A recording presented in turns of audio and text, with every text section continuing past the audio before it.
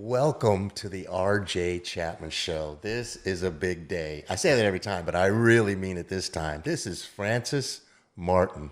And you're a good looking dude, Francis. And I've known you for 45 years. Tell us the story. Well, it all started out in November of '79. My first duty station aboard the USS Tautog at Pearl Harbor, Hawaii.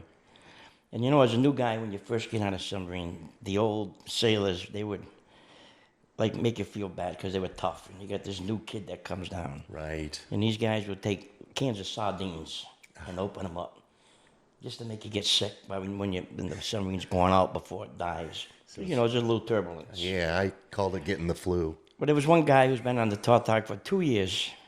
It was R.J. Chapman, or as I call him, Chippy Chap. Yeah, Chippy. He's the only one allowed to say that, by the way. And he treated me like a little brother. He gave me as a young guy, I had to sleep in the torpedo room. When they moved the torpedoes, he let me sleep in his rack, which was like the Omni.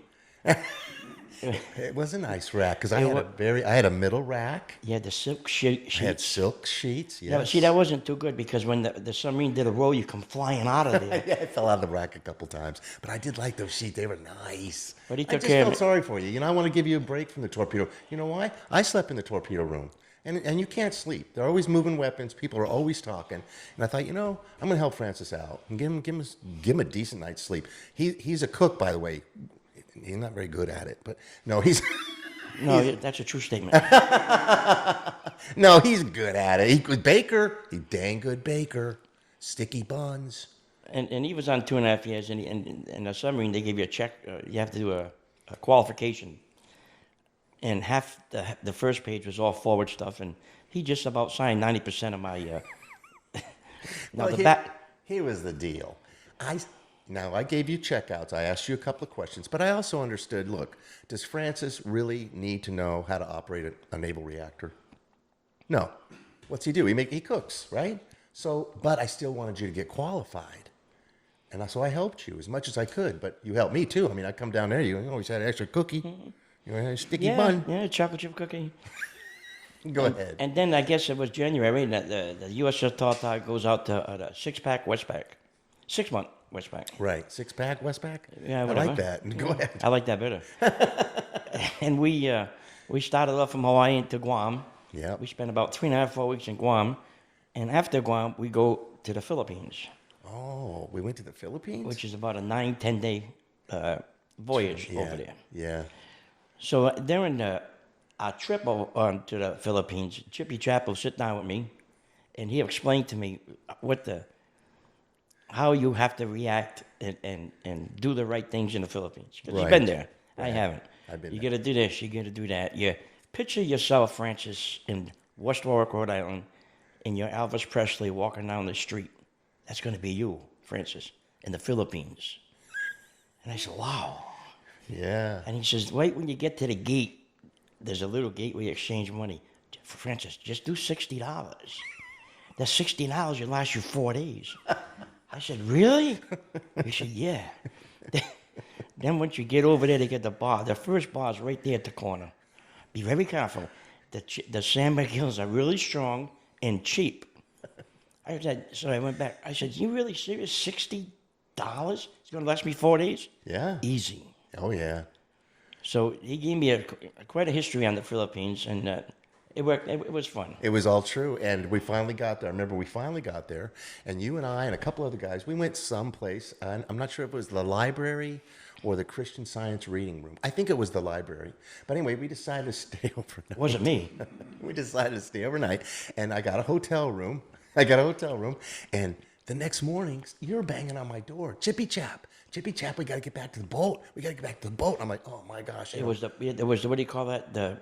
When you have to. The jeepney. No, you couldn't go out after midnight with martial law. Martial law. That's right. So you had to get a hotel. And I was tired of reading all day anyway. So you were banging on my door, and I turned on the light, and cockroaches go. I went, oh, God. And I got up and I shook my pants out, and a couple cockroaches ran away. And I shook my shirt out, a couple cockroaches ran away. So I got all my stuff on, and I'm going out there. I jump in the back of the jeepney with you, and I'm sitting there, and all of a sudden I feel this And I go like this. And this is right where it was, right where I'm grabbing right now. For about 7 minutes. Yeah, and I squeezed it so hard that the juice was coming out of my pants. I'm not lying. And then we finally got to the base, and I get out. You took your boot off. I was wearing cowboy boots back then.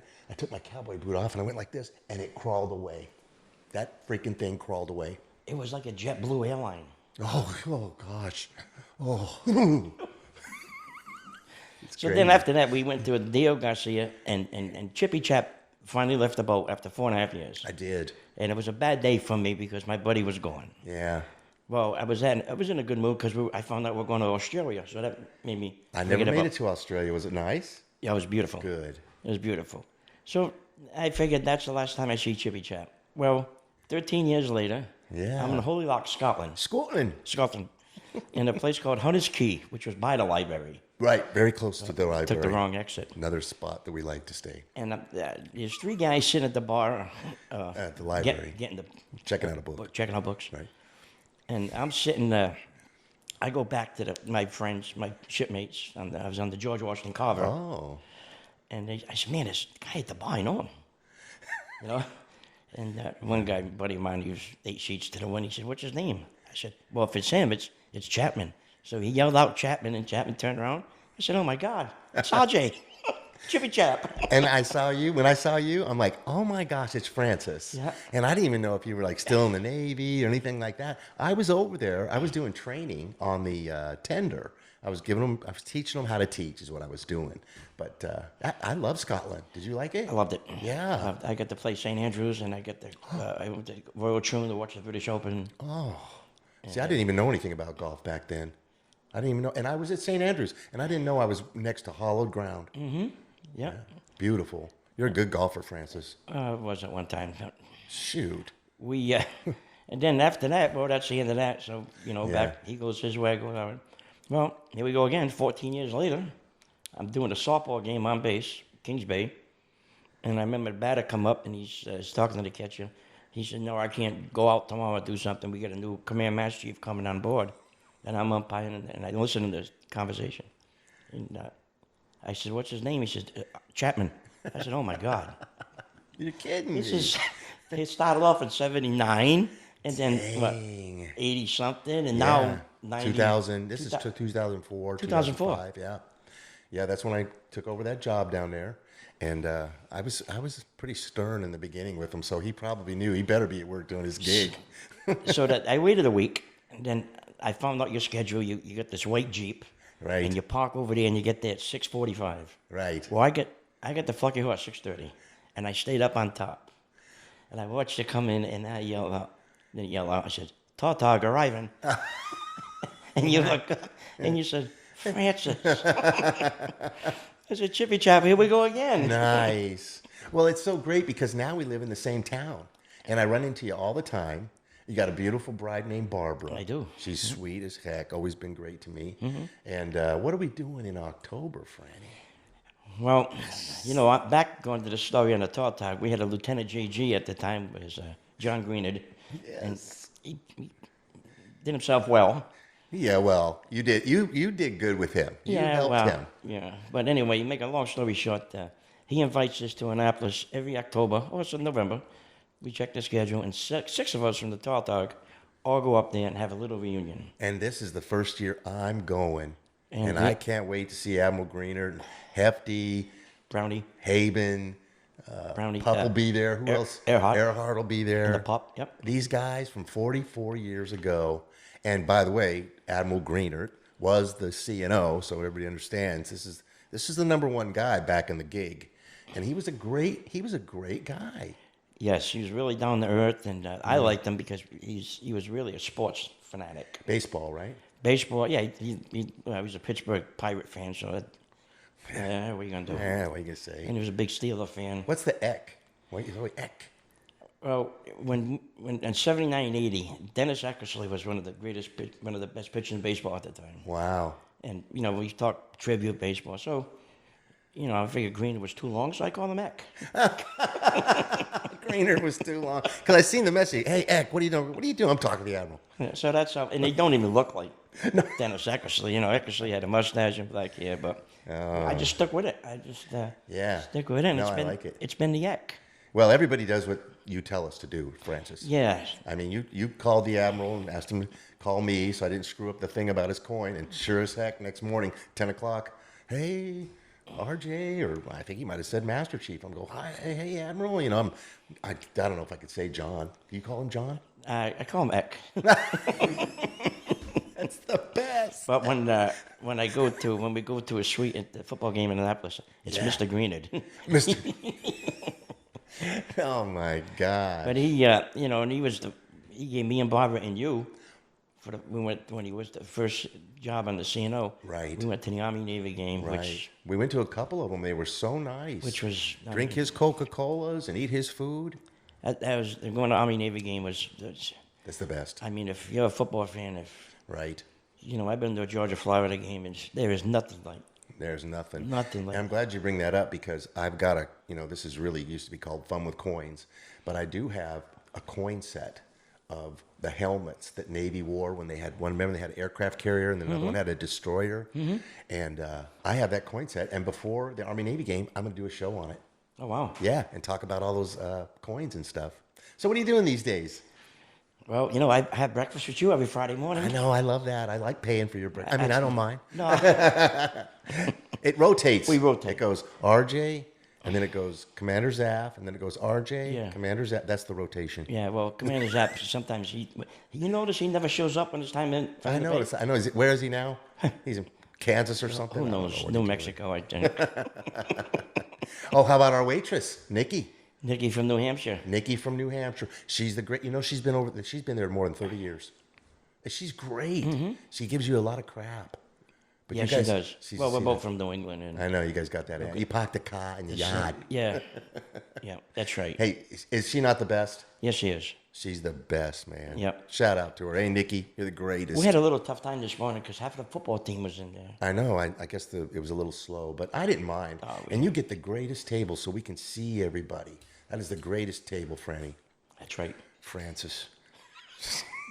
I said Franny. Yeah, that's. So you umpire. Are you still working on the base? I do. I work 4 days a week. I work MWR, Yep. and I work at the RV park. Oh, the RV park. How do you like that? I like it. I like it. You know, they keep me alone back there, and Yes. I cut the grass and make it look good. That RV park is so nice. Yeah, it is. It is. It's the lake, and they got like 72 sites, and Well, I can't wait to get up there. October, it's a little iffy sometimes with the weather, but he's got the suite, right? So we don't have to sit outside if we don't want to. well, you can open the slide door and sit in the front, but we never had, knock on wood, we never had bad weather. Yeah. And this is my 5th year going to Annapolis. I remember we went to Army Navy. We drove up there. I'm so glad we're flying. You're gonna like it a lot better, Francis. Well, that year, the first year, it was in Landover, Maryland, Yes. and that's Obama was set right behind us, right? Right. Yeah. And that Pretty was- neat. That was pretty cool. Yeah. No, it was pretty cool. And his suite at the Army Navy game was, remember that? Yeah. That was- yeah. Really nice. That was But he's something such a else. good guy, And Darlene, I think you had something to do with that, didn't you? Yeah, well, I I don't- like that story. You don't like that story? You got another story? Tell me another story. Tell me something I did. Oh, how'd you do on your qual board? Your first qualification board on the submarine. Why'd you bring that up?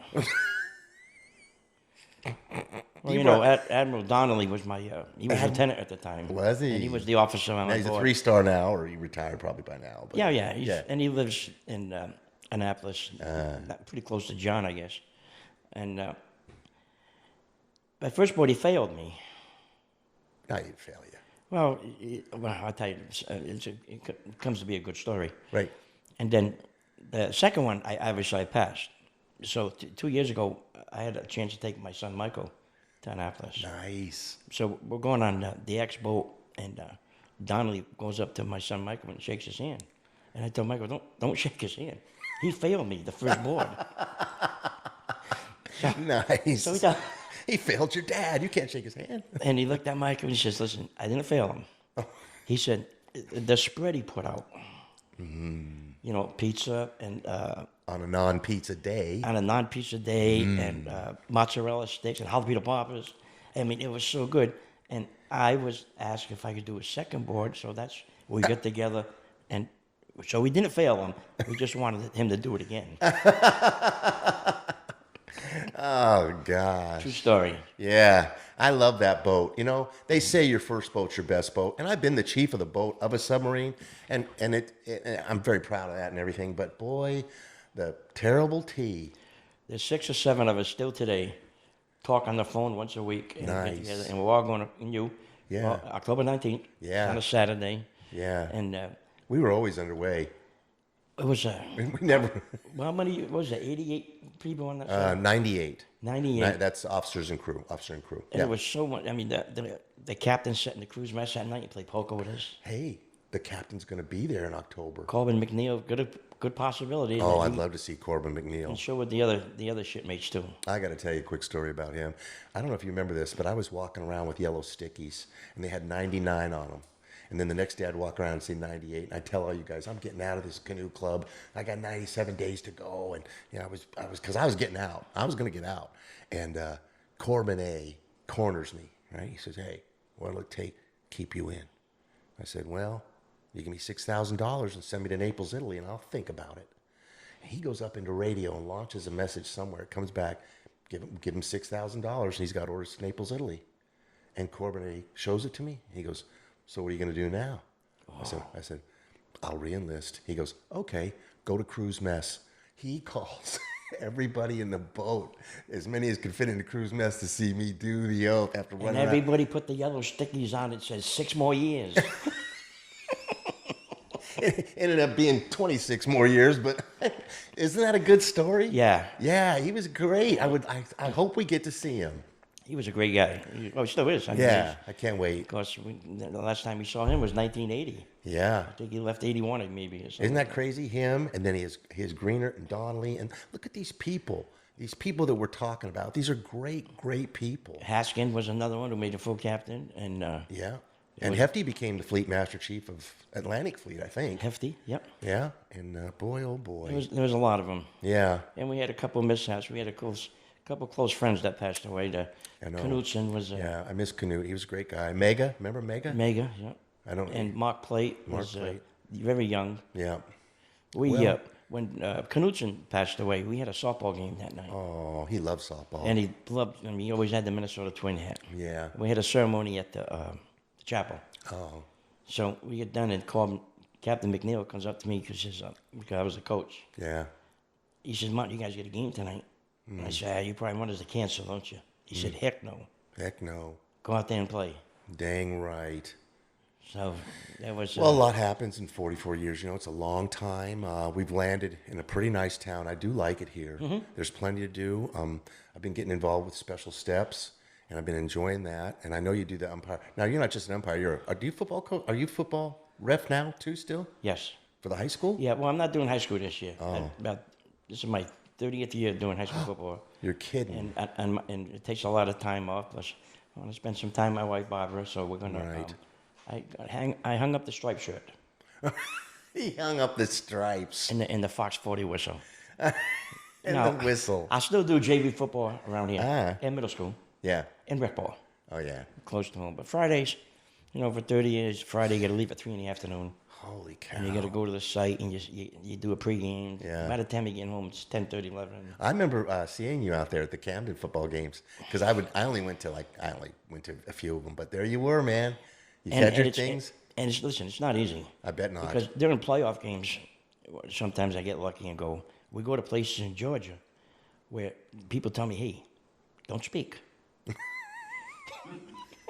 Don't speak. Friend, don't speak to these guys because they're not going to understand you. Well, it is a little. There is some kind of accent. Yeah, well, I mean, I'm not sure. like I remember driving up, and I was driving. The athletic director come out. We're at I forget. He comes out, and I says, "Hey, buddy, how you doing? We're there fishing for the games tonight. Where we park?" He said, "Oh my God, somebody else. Give me somebody else." It's like another language. It's like you're from another planet sometimes. Yeah, that's a true statement. It's cool though. I love it. Yeah, And everybody gets a kick out of it. I'm not doing it on purpose.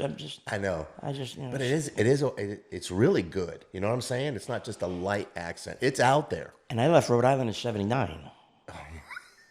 What? And I still have it. And you've been here most of the time? When'd you get here? I went from Hawaii to Eureka, California, to Groton, and obviously back and forth to Holy Lock. Right. And then Naval Submarine Base, Kings Bay, Georgia. Really? You finished here? Yeah, I did. Where at? Retired in '99 on the USS Kentucky. Oh, really? God, those boomers. And my other sub before that was the USS Sculpin.